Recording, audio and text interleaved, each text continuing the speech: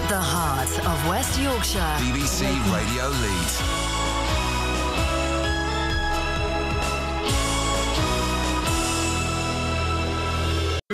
Today, well, thousands of festival goers will be making their way home virtually as we speak after another successful Leeds festival at Bramham Park.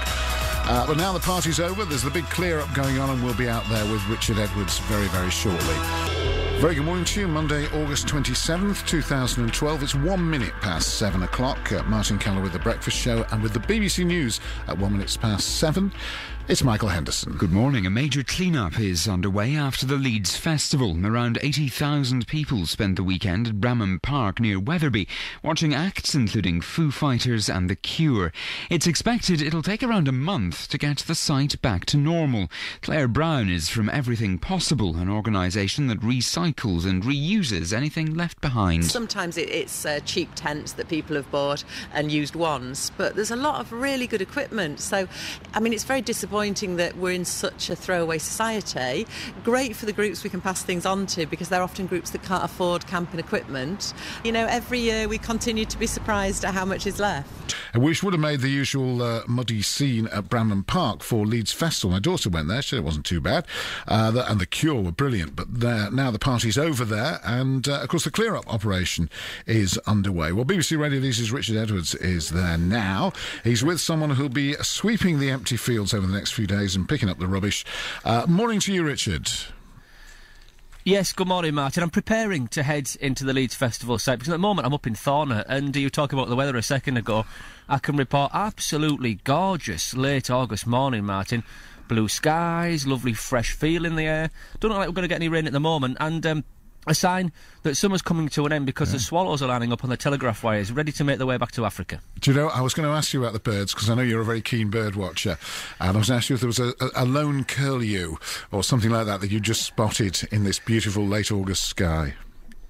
Well, I try and drop one in every now and again, and during the week it's not always appropriate, but I think at a Bank Holiday Monday, Martin, a little bit of bird watching works well, and I've even got a nice link for you ready, because the swallows are readying themselves to go back to Africa, but just up the road from here at Bramham Park, the thousands of festival goers are readying themselves for the much shorter journeys home, I would imagine. And last night, Martin, they were watching Kazabian headlines, so I think there'll be one or two sore heads this morning, and they're probably going to forget a few things, and that's the reason I'm here, because I'm with Clair Brown, who runs a charity called Everything is Possible, and Claire and a team of volunteers are going to be up on the site today, much of the day, picking up some of the things that have been left behind. And Claire, tell us just how much stuff is left on that site. Oh, it's unbelievable. I would say probably about a third of the camping equipment, and if you think there's about 80,000 guests there camping, and yeah, it seems when you go in like a third of the people haven't taken anything, they've just got up and walked off. Now, I mentioned that there's a slightly younger crowd at the Leeds Festival, and so do you think that's part of the reason they are prepared to just leave the stuff? They think, oh, well, I can come back again the next year, do the whole thing again. Oh, Mum's bought it. Yeah, I mean, it's really strange because some of the tents and things that we're salvaging are your $5.99 tents from Tesco, but a lot are not. A lot are your £300 big six-men tents.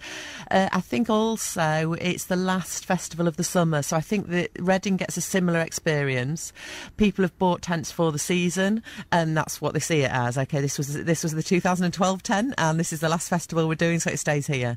So you're going up there with the volunteers today, about 20 in your team. What are you going to do with all the stuff that you collect? We've actually got 70. Oh, really? Yeah, they've been working there all week. It's an international group, and they've been doing recycling during the week, so encouraging festival goers to recycle their cans and things, and also to take the tents home. But those that don't, which, like I say, is quite a lot, we're actually going to take those tents down, take the wellies, take the camping stoves, the sleeping bags, the mats, and we pass those on to local charities, local voluntary groups, and they're reused by people that maybe couldn't afford to buy them themselves. So tell us a little bit about Everything's Possible, the charity that you run, and then if someone wants to get hold of some of this stuff, if a group that you mentioned is listening, how do they go about doing that?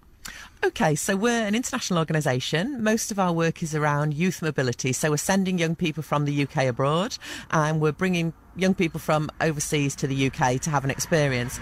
Those projects can be from 2 weeks to 12 months, and they're completely free, so a little bit different to your normal gap year experiences. They're funded through a programme called Youth in Action, and a great opportunity for people to have free travel and a different lifestyle and a new experience.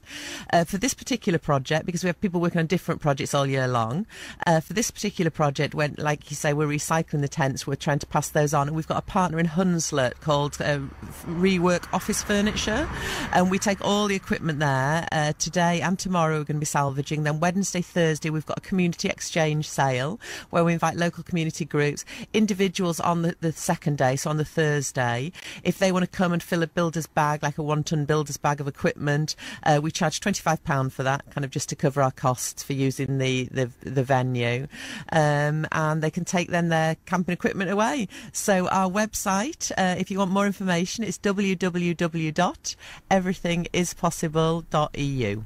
Claire, thank you very much. Now, Martin, having been to the Leeds Festival a few times myself, but not for a few years, I've seen firsthand what a state it can be up there when the festival's on, so I've no idea what it must look like when it's finished, but we're going to pack up and get up there, and we'll speak to you again just after 8 o'clock. Brilliant, look forward to it. Thank you very much indeed, Richard. Richard Edwards, our man out and about in Thorner there.